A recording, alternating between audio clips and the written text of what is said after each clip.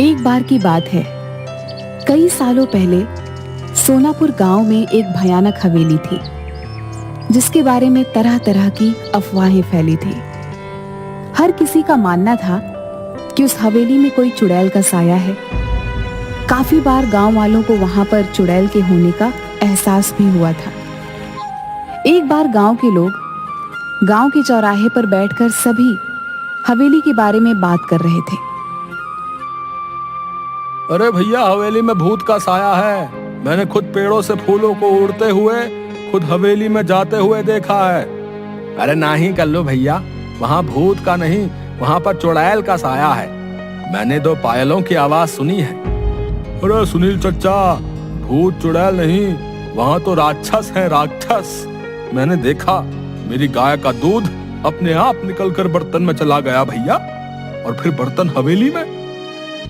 बात तो सही है, मैंने भी हंसने की बहुत सी आवाजें सुनी हैं। जमींदार साहब, आपको हवेली और गांव के बीच में मजबूत दीवार बना देनी चाहिए। कम से कम ये भूत हमारे बच्चों को तो नुकसान नहीं पहुंचाएंगे। न जाने हवेली में भूत है कि चुड़ैल, लेकिन एक बार जब मेरे पति लकड़ियां काट रहे थे तो उनकी कुल्हाड़ी नीचे गिर गई। अचानक कुल्हाड़ी न जाने कैसे उड़ते हुए वापस उनके हाथ में आ गई। मेरी तो डर के मारे जान ही निकल गई थी। हाँ बिटिया, सच कहती हो, वहाँ कोई है जिसने हमारी सहायता की। मेरी पोती तालाब में डूब गई थी। अचानक तेज हवा चली और मेरी बेटी तालाब से उड़ती हुई बाहर आ गई। देखो भाइयों, मेरा बेटा अमेरिका से वापस आ रहा है। कुछ दिनों के बाद वो वापस चला जाएगा। उसे इन सब घटनाओं के बारे में खबर नहीं होनी चाहिए। उसके जाने के बाद मैं ये दीवार पक्की करवा दूंगा। गांव के ही किसान का बेटा भीखू खाद लेने शहर जा रहा था। रास्ता हवेली के सामने से ही गुजरता। जब वह हवेली के आगे से डरता हुआ पहुंचा तो उसने देखा एक सुंदर सी लड़की उसके सामने आकर खड़ी हो गई। तुम कौन हो और यहाँ क्या कर रही हो? तुम्हें नहीं पता ये हवेली भूतिया है, यहाँ रहना खतरे से खाली नहीं। मेरा नाम किरण है, मैं तो यहीं रहती हूँ। हम यहाँ आते जाते हैं, भूत तो नहीं देखा हमने कभी। अच्छा, पर ये तो भूतिया हवेली है और लोग कहते हैं यहाँ भयंकर चुड़ैलें रहती हैं। ये सब सुनकर भीखू मन ही मन डरने लगा। उसके दिमाग में यही चल रहा था कि जो कुछ भी आज तक उसने सुना वो सच है या झूठ। तभी किरण बोली, तुम्हें पता है मैं हवेली में ही रहती हूँ। अब ये क्या कह रही हो? पूरा गांव जानता है कि इस हवेली में भूत चुड़ैल रहती है। तुम चुड़ैल भूत जैसी चीजों पर विश्वास रखते हो? मैं फालतू में ही इतना सोच रहा हूँ। ये लड़की होकर भी नहीं डर रही। ये भूत चुड़ैल मन का वहम है, ये सच्चाई थोड़ी ना है। आओ, तुम्हें मैं अपने बाकी लोगों से मिलवाती हूँ, इससे तुम्हारा डर हमेशा के लिए खत्म हो जाएगा। भीखू किरण के पीछे पीछे चलने लगा कि अचानक उसे जोर का धक्का लगा और वह हवेली की पहाड़ी से नीचे गिर गया। गांव वाले तुरंत दौड़ते हुए भीखू के पास आए और पूछने लगे क्या हुआ। तभी भीखू के मुंह से बस ये शब्द निकले, हवेली, लड़की, किरण, हवेली।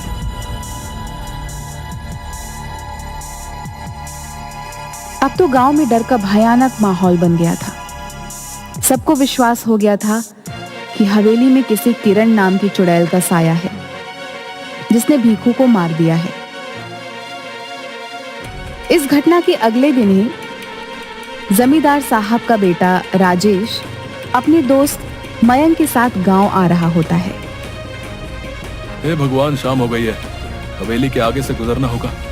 अरे राजेश भैया, आप उस हवेली की तरफ मत देखना, कहीं उन चुड़ैलों का साया आप पर भी ना पड़ जाए।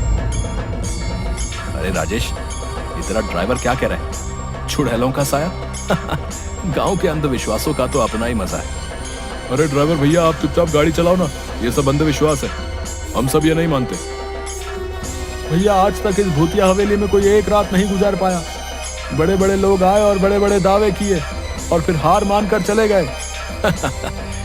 अरे हम पढ़े लिखे लोग हैं, अमेरिका से आए हैं, हम इन सब बातों को नहीं मानते। ये सब अंधविश्वास है। अगर हमें सचमुच भूत प्रेत देखने को मिल जाए तो इन छुट्टियों का मजा आ जाएगा। क्यों राजेश? क्या हुआ बिरजू? अरे ये गाड़ी के आगे इतने सारे फूल कैसे पड़े? लगता है किसी ने हमारा स्वागत करने के लिए रखे। तो यहाँ रुकना खतरे से खाली नहीं भैया। मैंने अभी अभी किसी को यहाँ से जाते हुए देखा है। ये सब हवेली की चुड़ैलों का काम है। अरे तुम गांव वाले भी कमाल हो, हैं? खुद ही सब कुछ करके शर्मिंदा हो जाते हो। मैं सब जानता हूँ, गांव वालों ने ये फूल बिछाए होंगे, लेकिन अब अपना नाम बताना नहीं चाहते। राजेश भैया, मैं झूठ नहीं बोल रहा। जब आप हवेली में एक रात बिता लेंगे तो आपकी सोच भी बदल जाएगी। यार बिरजू, तुम पहले घर पहुंचाओ, बाद में देखेंगे। अभी तो बहुत जोर से भूख लगी है। मेरे पेट में तो हाथी, चूहे, भूत, प्रेत सब दौड़ रहे हैं।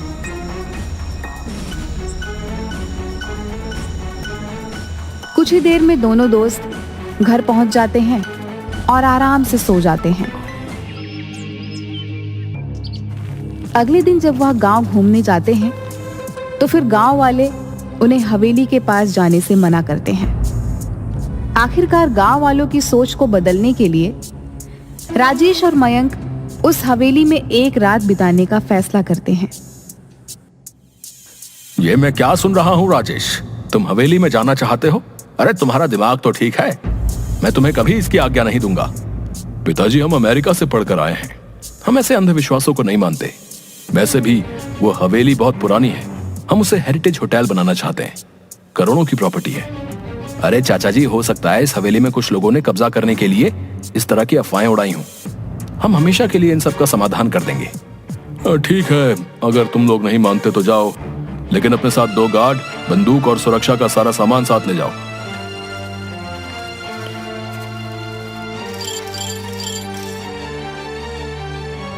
आप लोग सो जाइए, हम सब बाहर ही बैठे हुए हैं। कोई भी बात हो तो तुरंत आवाज दीजिएगा। राजेश, उठ यार, ये सब क्या हो रहा है? अबे ये पलंग हवा में कैसे उड़ रहा है? और ये गाने की आवाजें भी आ रही हैं। ये खुशबू, ये तो कमल के फूल की खुशबू है।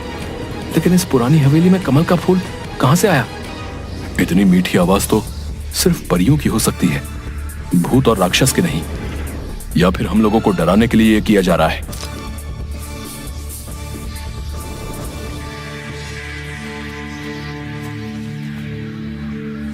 क्या तुमने वही देखा जो मैं देख रहा हूं? हाँ यार, ये तो सचमुच भूतिया है। नहीं, हम यूं विश्वास नहीं कर सकते। मुझे तो लगता है कि ये कोई ऐसा बंदा है जिसे इस टाइप के हॉरर इफेक्ट के बारे में बहुत कुछ पता है। चलो हवेली की लाइब्रेरी में चलते हैं, कुछ तो मिलेगा।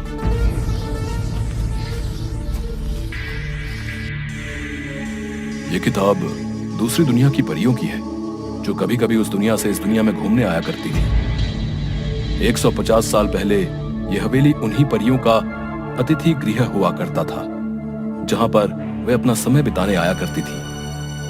अतिथि गृह क्या होता है? Guest house. यानी कि हम लोग एक परियों के गेस्ट हाउस में हैं। वाह भाई, ये तो कमाल हो गया।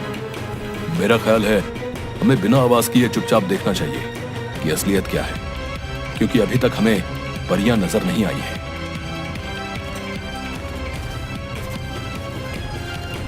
इसके बाद वो परियों का इंतजार करने लगते हैं।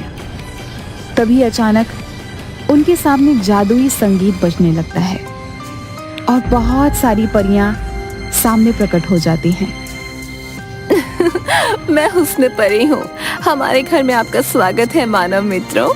हमें खुशी हुई कि तुम हमारे यहाँ आए। आप दोनों तो कितनी अच्छी हो, तो आप लोगों से लोग डरते क्यों हैं? इसका जवाब तो वही दे सकते हैं। क्या तुम दोनों को भूख लगी है? हाँ, भूख तो लगी है। जो खाना लाए थे वो तो कब का खा चुके हैं हम दोनों। क्या तुम हमारी मदद करोगे इस हवेली की सफाई करने में? हाँ, क्यों नहीं। आवाज सुन जब गार्ड धीरज और मुन्ना अंदर आता है तो उसे मयंक और राजेश उड़ते हुए दिखाई देते हैं, पर परियां नहीं दिखाई देती। वो डर कर उन्हें छोड़कर वहां से भाग जाते हैं और जमींदार के पास पहुंचते हैं। जमींदार साहब, गजब हो गया। लगता है राजेश भैया और उनके दोस्त को भूतों ने अपने कब्जे में कर लिया। वो दोनों हवा में उड़ रहे थे। हे भगवान, अब क्या होगा? मेरे बच्चों को प्रेतों ने अपने कब्जे में लिया है। भूतों ने नहीं, चुड़ैल ने किया है। क्योंकि वहां से लड़कियों की आवाजें आ रही थी, वो गाना भी गा रही थी, हमने पायलों की आवाज भी सुनी। सभी गांव वाले बुरी तरीके से डर जाते हैं। मयंक और राजेश अगले दिन जैसे ही सूरज उगता है, उन दोनों परियों को अलविदा कहते हैं। हम पर विश्वास करने के लिए धन्यवाद राजेश और मयंक, लेकिन गांव वाले हम पर भरोसा नहीं करते। इस हवेली से हमारी यादें जुड़ी हैं, इसलिए जब भी मन करता है तो कुछ वक्त बिताने हम यहाँ आ जाते हैं। लेकिन भीखू पर हमला तो सुबह हुआ था। मैं यही बताना चाहती हूँ, भीखू पर हमला हमने नहीं किया। हम तो सिर्फ गांव वालों को शहर से भागकर आए हुए तस्करों से बचाने की कोशिश कर रहे थे, जो सुबह के समय इस हवेली में छुपे रहते हैं और रात को तस्करी के लिए निकल जाते हैं। परियां राजेश और मयंक को बताती हैं, उस दिन जिस दिन पहाड़ी से गिरकर मर गया, उस दिन परी उसकी रक्षा कर रही थी, लेकिन सिर्फ भीखू को ही दिखाई दे रही थी। जब तस्करों ने भीखू को हवेली की तरफ आते हुए देखा तो उन्होंने उसे पीछे से धक्का दे दिया ताकि उनका रहस्य किसी और को न पता चल जाए। तो क्या तस्कर आपको नहीं देख सकते? नहीं, हमें सिर्फ वही देख सकता है जिसके आगे हम अपने आप को खुद दिखाना चाहें। हमने गांव वालों को तस्करों के बारे में बताने की काफी कोशिश की, लेकिन डरपोक गांव वाले हवेली में नहीं आए। आपको परेशान होने की कोई जरूरत नहीं है। आपने हमारे गांव की रक्षा के लिए इतने सालों तक हमारा साथ दिया है। आपकी सच्चाई हम सभी गांव वालों को बताएंगे और हम सभी गांव वालों के साथ अगले हफ्ते दीपावली मनाने यहाँ आएंगे।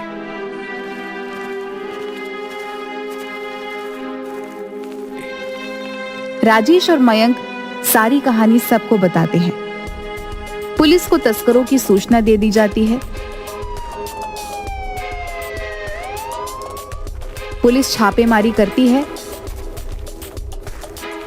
और सभी तस्करों को गिरफ्तार कर लेती है। अरे आज तुम सब लोग हत्या चढ़े हो। अब देखो इंस्पेक्टर टोंडे तुम लोगों के साथ क्या करता है। सबके नाक में दम करके रखा था।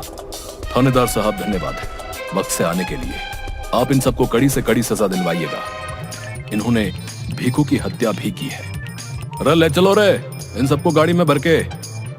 आप सब गांव वालों को अब इस हवेली से डरने की कोई जरूरत ना है। कुछ ना होते ये भूत प्रेत। समझदार बनो तुम सब राजेश और मयंक की तरह। गांव वालों को राजेश की बात पर भरोसा होने लगता है। दिवाली के दिन सभी गांव वाले हवेली की तरफ चल देते हैं। परियों ने पूरी हवेली को दीपों से सजाया होता है। हवा में आतिशबाजी होने लगती है। परियां सबके सामने प्रकट हो जाती हैं। परियों को देखकर सभी बहुत खुश होते हैं और उनके साथ मिलकर दिवाली मनाते हैं। इसके बाद सभी हंसी खुशी से गांव में रहने लगते हैं।